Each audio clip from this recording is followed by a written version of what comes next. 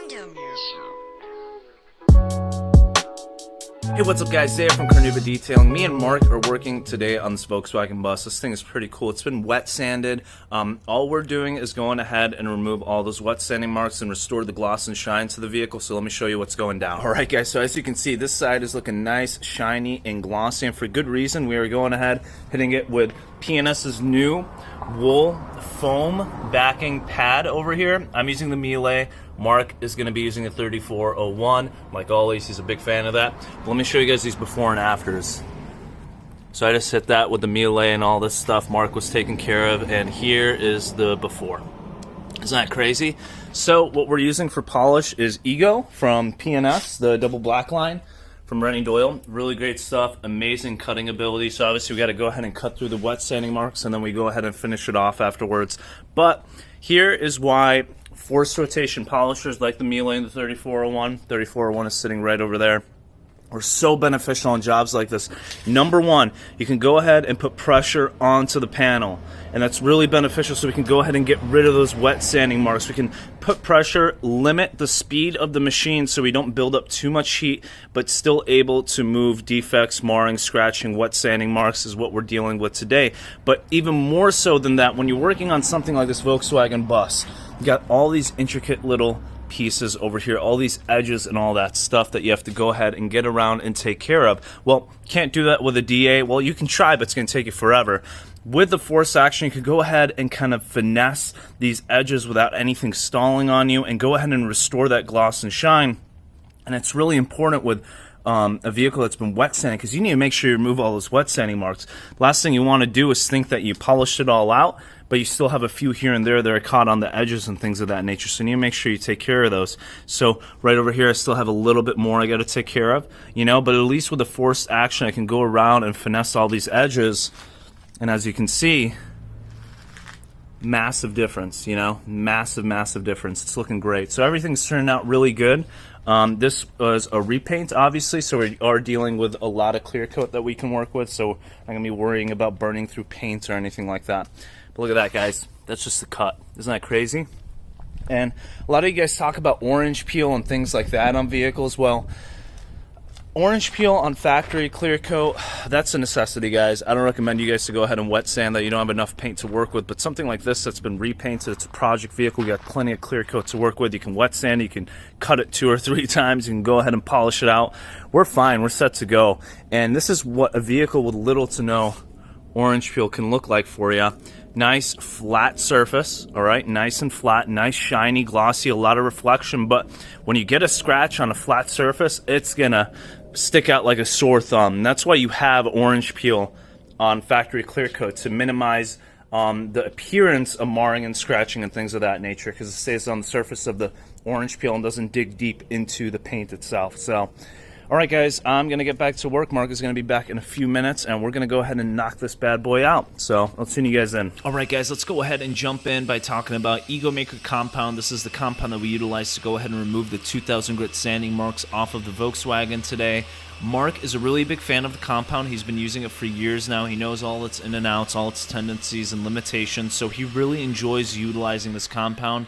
Me, on the other hand, I've only had so many hours behind this product, so I'm still trying to figure it out and trying to find my limitations with the products and how it works exactly. Every product you need some type of warm-up phase to, and that same thing goes for your tools as well. So, and it does take a good amount of time to go ahead and warm up to a product, especially compound or polish, because there's so many variables behind how they are going to perform on each type of vehicle. But my overall thoughts on the product so far, guys, it is a great compound overall, has a great cutting ability. It is water-based, and one issue I do run into is I do need to go ahead and lubricate my pad and panel that I'm working on a bit more frequently than some other polishes and compounds on the market, which isn't too big of a deal, but it still gets kind of irritating once in a while when I do 3 or 4 pass-throughs and I need to go ahead and lubricate it because the compound is chalking up on me. That's the only issue that I run into. The dusting effect of the compound is very average, similar to any other compound on the market. It's not too much. Obviously, if you load your pad too much and don't clean it out frequently, you are going to get a lot of dusting, but that goes with a lot of compounds on the market. And at the end of the day, guys, dusting isn't necessarily a bad thing. That's just the pad technology and the compound and polish technology releasing any type of excess residue that might cause far greater abrasion than the abrasives that are in the polish itself. Alright guys, so I ran into an issue on this door over here. Since there is really no hinge and the door kind of recesses behind the next panel over here, so it's very difficult to get into these edges over here in the corner. But Mark, being the genius he is, came up with this amazing idea, and it really takes care of business, and he's going to show you right now what he's doing. This is awesome. I love this. So he kind of uses his body as support and comes in at kind of like reverse. And you can really get those edges that are recessed into the panel.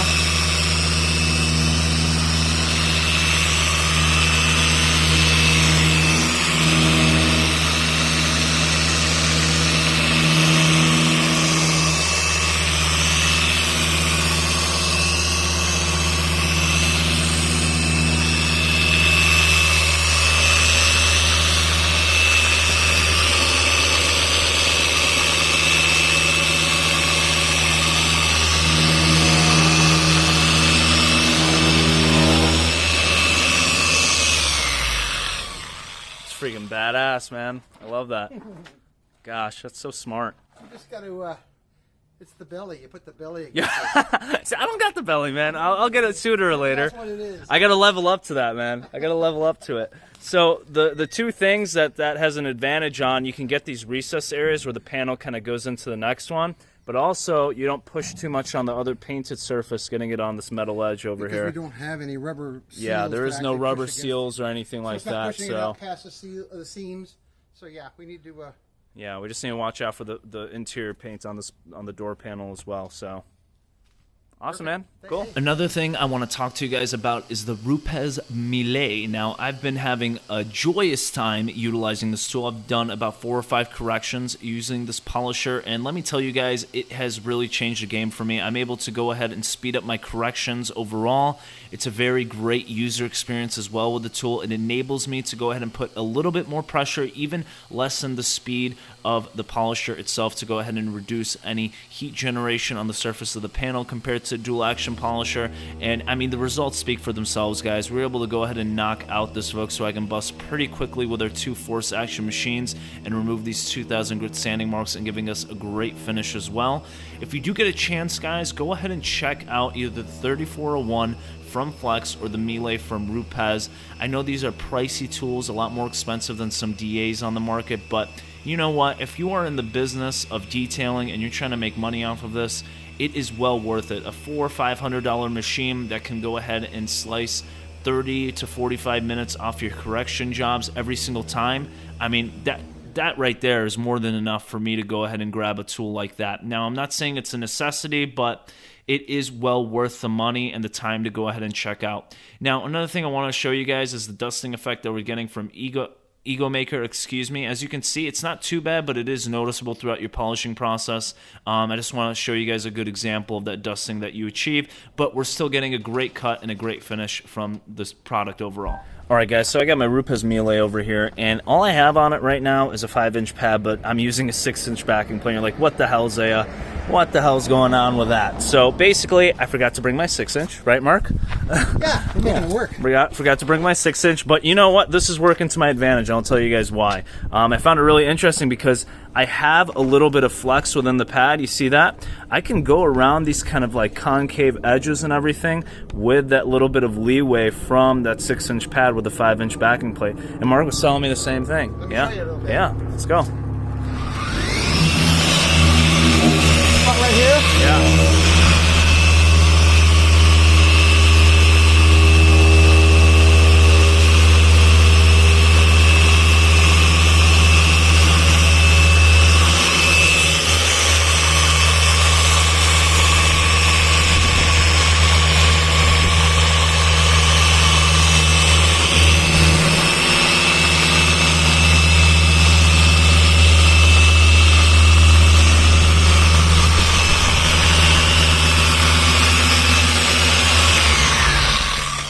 as you can see, I can really get into that edge, and I'm not doing Yeah, that. yeah, you can go ahead and get into that, and you can use the flex of the pad. If I can get it on video right now, here, I'll do it on this edge over here. You see that? You can get into those edges and really get work done with that extra leeway from the pad. So while we're on the subject of pads, guys, let's go ahead and talk about the one both me and Mark are utilizing throughout this whole polishing process. We are both using the PNS wool pad. Now, this is a new generation of wool pad for PNS.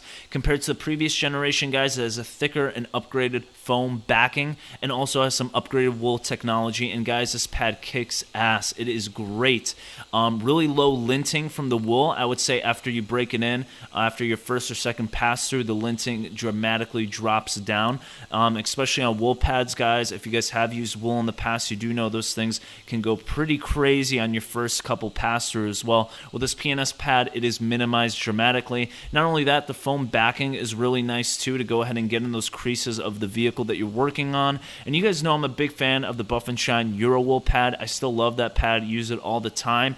That does get you a bit more cut because it does not have a foam backing, but because of that foam backing, guys, again, I can go ahead and get in some creases a bit easier than compared to the Buff and Shine Euro Wool. Overall, this PNS pad is great, and I'm totally adding it to my lineup sooner or later.